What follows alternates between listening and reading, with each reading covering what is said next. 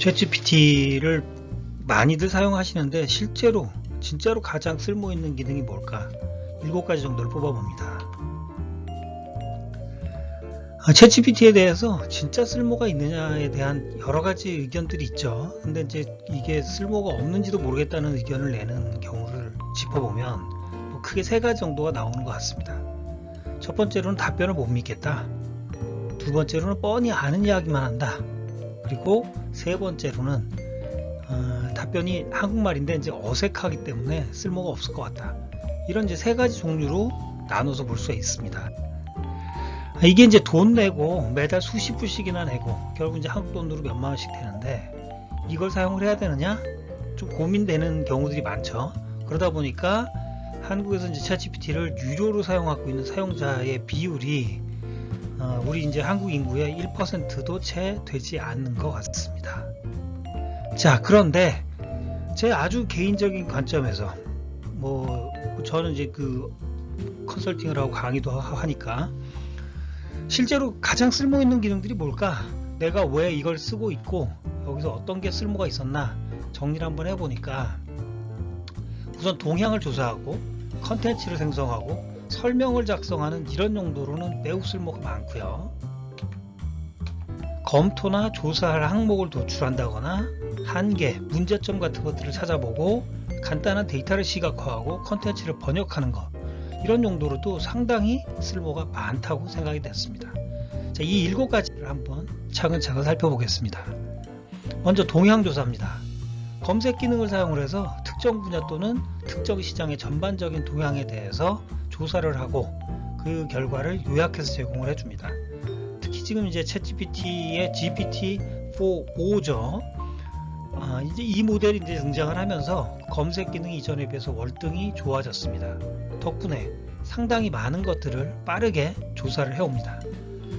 경쟁사 동향 조사한 예를 한번 보면, 예를 들어서 라면 시장을 조사를 한다.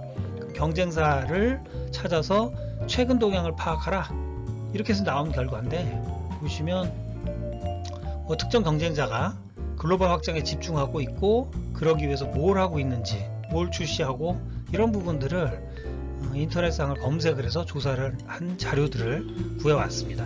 이건 상당히 유용할 수밖에 없어요, 현실적으로. 자, 다만 이런 조사들이 적극적으로 사용할 만하긴 한데 조사 결과가 편중될 수도 있고 결과에 참고한 자료가 신뢰할 만한 게 아닌 경우들도 가끔씩 있다. 그래서 업체 홈페이지나 블로그에서 나온 내용들은 점검이 다시 필요할 수 있고, 또 인터넷에 공개된 자료 자체가 절대적으로 부족하다면 역시 좋은 자료가 나오지 않을 수도 있다. 이런 문제가 있습니다. 컨텐츠 생성도 상당히 중요한데 작성할 컨텐츠에 아이디어를 제공한다? 다양한 종류의 컨텐츠를 만들죠. 블로그를 할 수도 있고 기사를 쓸 수도 있으니까 구조를 정하고, 그리고 나서 내용을 초벌로 채우고, 일러스트가 필요하면 이미지를 생성하는, 예를 들어서 보면 판매 전략 수립을 위한 핵심 포인트를 주제로 포스트를, 블로그를 하나 만든다? 작성하라고 하면 한글로 잘 작성을 합니다. 물론 이게 이제 완벽하지 않기 때문에 다듬어야 될 부분들은 분명히 있어요. 초안 정도로는 꽤 유용한 것 같습니다.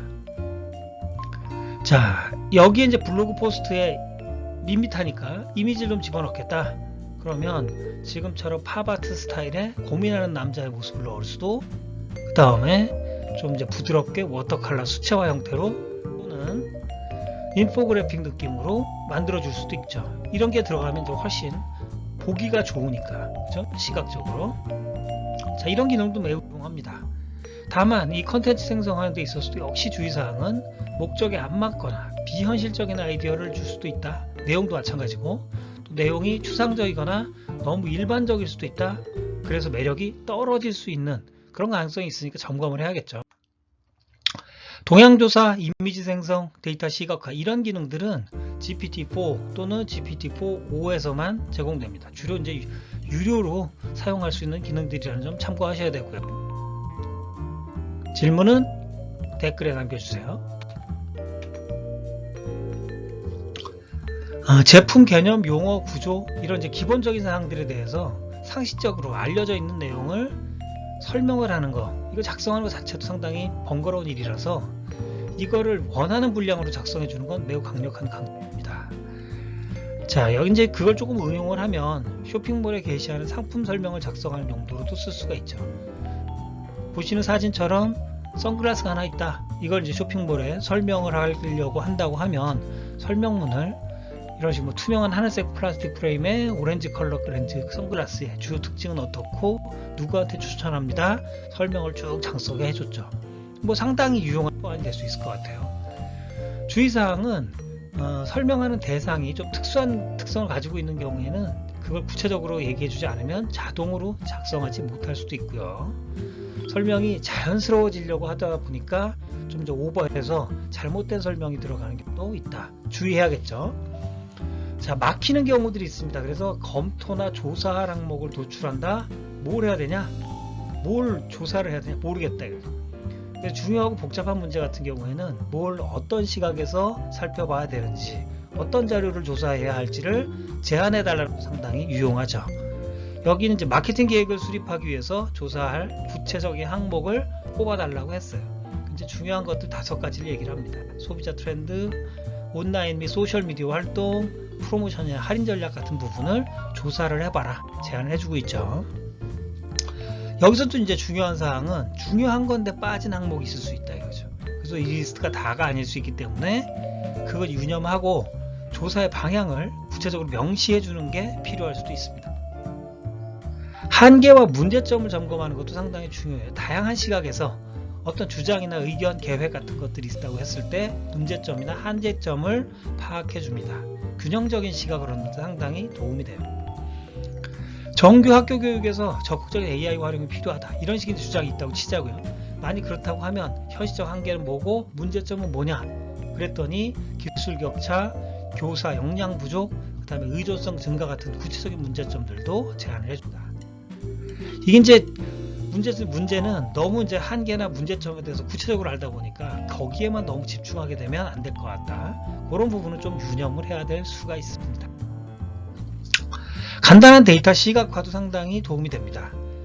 챗GPT의 이제 유료 버전 같은 경우 특히 고급 데이터 분석 기능이 제공되고 그 안에서 이제 간단한 차트 같은 경우는 시키는 대로 잘 그려줍니다. 깔끔한 형식으로 작성해줘요. 예를 들어서 보면 고객의 성별, 연령대별 그 분포를 비교를 해서 이제 보여준 차트를 작성을 했는데 뭐 나름 깔끔하게 잘 정리해줬죠. 이제 번거로운 작업을 줄여줍니다. 이번에 시장 점유율의 추이를 세 회사를 비교했어요. 연도별로. 그런데 여기서 이제 파란색은 우리 회사다 이거죠. 우리 거에만 강조하고 나머지는 흐린색으로 경쟁사들을 표시했고 우리 거에만 숫자를 표시해줬죠. 뭐 한눈에 우리가 어떤 포지션인지를 비교할 수 있게 했습니다. 시계열로 좀 꽤 복잡해 보이는 것도 스케일링을 해서 여기 같은 경우는 유튜브 검색량이 구글, 페이스북, 챗GPT에 대해서 어떻게 변해가고 있는지를 5년치를 정리해줬고 보조선까지 추가를 해줬습니다. 뭐 이건 상당히 도움이 되는 자료 같아요.